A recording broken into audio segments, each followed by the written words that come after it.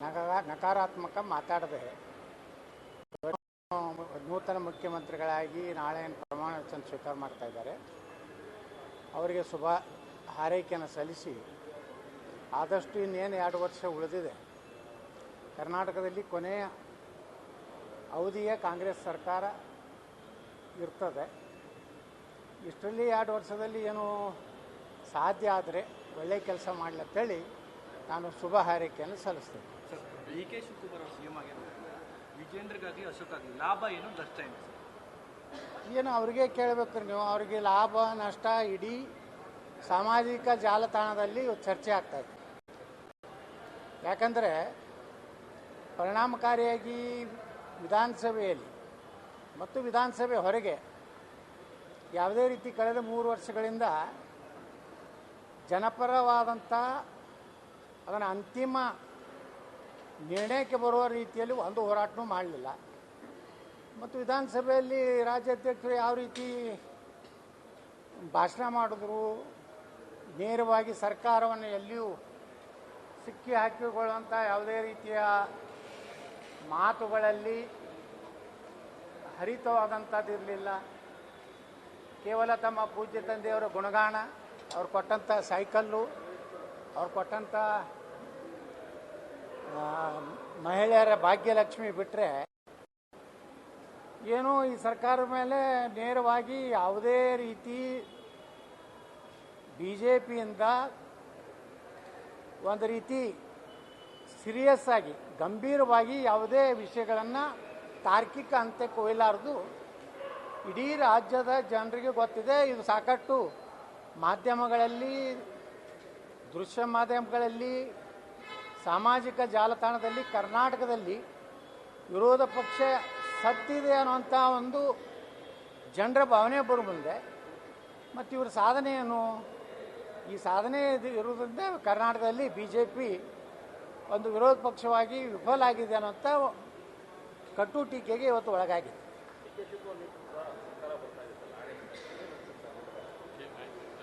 ನಾವೇನು ಹೆಚ್ಚಿನ ನಿರೀಕ್ಷೆಯನ್ನು ಮಾಡಿಲ್ಲ. ಏನೋ ಆಡಳಿತ ವ್ಯವಸ್ಥೆಯಲ್ಲಿ ಭ್ರಷ್ಟಾಚಾರ ಕಡಿಮೆ ಆಗಿಬಿಡ್ತದೆ, ಉತ್ತರ ಕರ್ನಾಟಕದ ನೀರಾವರಿಗೆ ಹೆಚ್ಚು ಹಣ ಕೊಡ್ಬೋದು ಮತ್ತು ಪ್ರಾಮಾಣಿಕ ಅಧಿಕಾರಿಗಳಿಗೆ ಒಳ್ಳೆಯ ಸ್ಥಾನಗಳಲ್ಲಿ ಅವ್ರನ್ನ ಕೂಡಿಸ್ಬೋದು ಅನ್ನೋಂಥ ನಿರೀಕ್ಷೆಗಳು ನನಗಂತೂ ಇಲ್ಲ. ಯಾಕಂದರೆ ಅವರೇ ನೀರಾವರಿ ಮಂತ್ರಿ ಇದ್ದರೂ ಸಹಿತ ನಮ್ಮ ಕೃಷ್ಣಾಗೆ ಯಾವುದೇ ರೀತಿಯ ನ್ಯಾಯ ಕೊಡುವಂಥದ್ದು ಕಳೆದ 3 ವರ್ಷದಿಂದ ಮಾಡಿಲ್ಲ. ಗುತ್ತಿಗೆದಾರರ ಬಿಲ್ಲುಗಳು ಇವತ್ತು ಆತ್ಮಹತ್ಯೆ ಮಾಡ್ಕೋಂಥ ಪರಿಸ್ಥಿತಿ ನಿರ್ಮಾಣ ಆಗಿದೆ. ಬಿಲ್ಲುಗಳು ಸಹ ಸರಿಯಾಗಿ ಇವತ್ತು ಸಿಕ್ಕಿಲ್ಲ. ಇನ್ನು ಮುಖ್ಯಮಂತ್ರಿ ಆದಮೇಲೆ ಏನು ಮಾಡ್ತಾರೋ ನೋಡ್ಬೇಕಷ್ಟೇ, ಕಾದು ನೋಡಬೇಕು. ಸಚಿವರಾದವ್ರು ಹೇಗಿರಬೇಕು ಅಂತ ನಿರೀಕ್ಷೆ ಇದೆ ಸರ್? ಯಾಕಂದರೆ 3 ವರ್ಷದಲ್ಲಿ ಅನೇಕರು ಜಿಲ್ಲಾ ಪ್ರವಾಸ ಮಾಡಿಲ್ಲ, ಉಸ್ತುವಾರಿಗಳಾಗಿ ಅಲ್ಲಿನ ಜನರ ಸಮಸ್ಯೆ ಆಲಿಸಿಲ್ಲ ಅಂತ. ಸೊ ಹಾಗಾಗಿ ಯಾವ ರೀತಿಯಾಗಿರ್ಬೇಕು ಸರ್ ಸಚಿವರಾಗಿದ್ದು? ಅವರು ಕಾಂಗ್ರೆಸ್ ಯಾವ ಸರ್ಕಾರ ಯಾವ ಪಕ್ಷ ಇರ್ತದೆ ಅವರು ಮೌಲ್ಯಮಾಪನ ಮಾಡಬೇಕು. 3 ವರ್ಷದಲ್ಲಿ ನೀನು ಎಷ್ಟು ಜಿಲ್ಲೆಗೆ ಭೇಟಿ ಕೊಟ್ಟಿಯಪ್ಪ, ಎಷ್ಟು ಸಾರ್ವಜನಿಕ ಜನರಿಗೆ ಭೇಟಿಯಾಗಿದೆಯಾ, ಸಾರ್ವಜನಿಕ ಸಂದರ್ಶನ ಎಷ್ಟು ಮಾಡಿದೆಯಾ, ಎಷ್ಟು ನಿನ್ನ ಇಲಾಖೆಯಲ್ಲಿರುವಂಥ ಫೈಲ್ಗಳನ್ನು ಕ್ಲಿಯರ್ ಮಾಡಿದೆಯಾ, ಮತ್ತು ಸಾಕಷ್ಟು ಮಂತ್ರಿಗಳ ಮೇಲೆ ಭ್ರಷ್ಟಾಚಾರದ ಆರೋಪ ಇದೆ, ಅದರ ಬಗ್ಗೆ ಏನು ಅನ್ನುವಂಥ ರೀತಿಯಲ್ಲಿ ಮೌಲ್ಯಮಾಪನ ಮಾಡಿ ಮಂತ್ರಿ ಮಾಡಬೇಕ ವಿನಃ ಇದ್ದಂಥವ್ರನ್ನೇ ಮತ್ತೆ ಮುಂದುವರಿಸೋದು. ಅವ್ರ ಭ್ರಷ್ಟಾಚಾರ ಸಾಕಷ್ಟು ಸಾರ್ವಜನಿಕ ವಲಯದಲ್ಲಿ ಚರ್ಚೆ ಆದ ಮೇಲೂ ಸಹ ಮತ್ತೆ ಅದೇ ಜನರನ್ನ ಮತ್ತೆ ಮಂತ್ರಿ ಮಾಡೋದ್ರಿಂದ ಏನೋ ಅಂತಾರಲ್ಲ, ಅದು ಓಲ್ಡ್ ಬಾಟಲ್ ನೀವು ಏನೋ ಅಂತಾರಲ್ಲ, ಹಳೆ ಬಾಟ್ಲು ಹೊಸ ಮದ್ಯ ಆದಂಗೆ ಆಗ್ತದೆ. ಅದರಿಂದ ಏನು ಲಾಭ ಆಗೋದಿಲ್ಲ.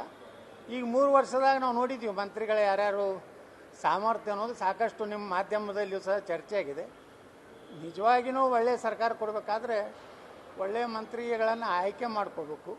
ಆ ದುರ್ದೈವ ಅಂದರೆ ಜಾತಿವಾರು ಪ್ರದೇಶವಾರು ಅಂದ್ಕೊಂಡು ಮತ್ತು ಅದೇ ಹಳೆ ಮುಖಗಳಂತಂದರೆ ಯಾವುದೇ ರೀತಿಯ ಬದಲಾವಣೆ ಈ ಸರ್ಕಾರದಲ್ಲಿ ಕಾಣಲಿಕ್ಕೆ ಸಾಧ್ಯ ಇಲ್ಲ.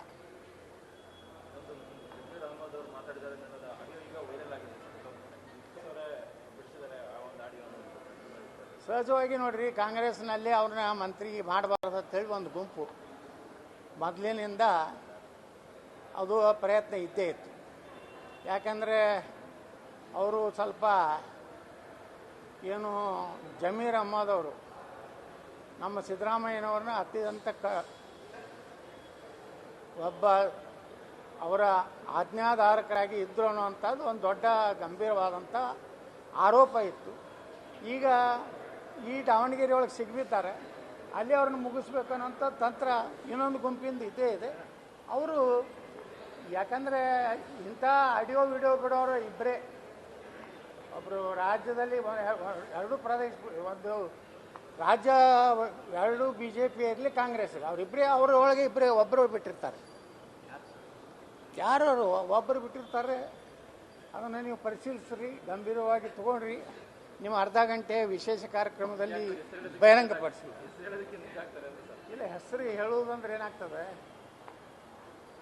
ಅವರು ತಮ್ಮನ್ನು ತಾವು ಇಲ್ಲ ಅನ್ನೋದು ಸಮರ್ಥನೆ ಮಾಡ್ಕೋತಾರೆ.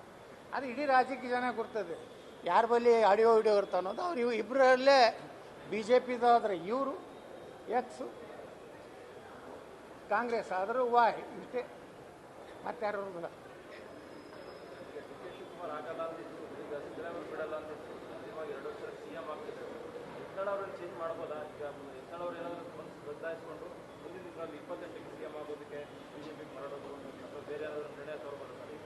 ನೋಡಿ, 2028ಕ್ಕೆ ಯಾರ್ಯಾರು ಜ್ಯೋತಿಷಿಗಳು ಹೇಳ್ತಾರೆ, ಜ್ಯೋತಿಷಿಗಳು ಅವರು ಎಲ್ಲ ಸ್ವಲ್ಪ ಪೇಡ್ ಇರ್ತಾರೆ.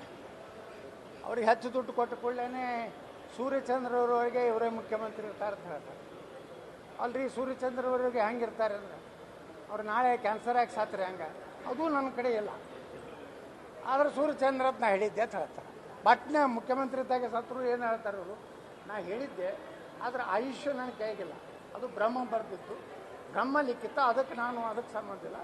ಆದರೆ ಜೀವಂತಿದ್ದರೆ ಸೂರ್ಯಚಂದ್ರವರೆಗಿಲ್ಲ. ಆ ಜ್ಯೋತಿಷಿಗಳೇನು ಬಿಡ್ರಿ, 5 ಲಕ್ಷ ಕೊಟ್ಟರೆ ಒಂದು ಜ್ಯೋತಿಷಿ, 10 ಲಕ್ಷ ಕೊಟ್ಟರೆ ಮತ್ತೊಂದು ಜ್ಯೋತಿಷಿ. ಈಗ ಕಾಂಪಿಟೇಷನ್ ಮಾಡಕತ್ತಾರೆ. ನಾನು ಭವಿಷ್ಯ ಹೇಳಿದ್ದೆ, ನೀನು ಭವಿಷ್ಯ, ಯಾರು ಹೇಳಿದ್ರು ಏನು? ಆ ಜ್ಯೋತಿಷಿಗಳೇ ಹಣೆ ಬರ, ನಮಗೆ ನಗು ಬರ್ತೈತೆ. ಅವರು ಅಲ್ಲಿನ ಸ್ವಾಮಿಗಳು ಸಹ ಸ್ಪರ್ಧೆಗಿಳಿದಿದ್ದಾರೆ. ಹೋಗಿ ತುರಾಯಿ ಹಾರ ಕೊಟ್ಟು ಅದೆಲ್ಲ ನೋಡಿಬಿಟ್ರೆ ಏನೂ ಉಳಿದಿಲ್ಲ. ನಾವು ರಾಜಕಾರಣಿಗಳನ್ನ ಅಟ್ಟೆ ಬೈಬಾರ್ದು, ಎಲ್ಲರನ್ನೂ ಈಗ ಎಲ್ಲ ವರ್ಗದಲ್ಲಿ ಅಂಥವ್ರು ಕೂಡ್ಬೇಕು.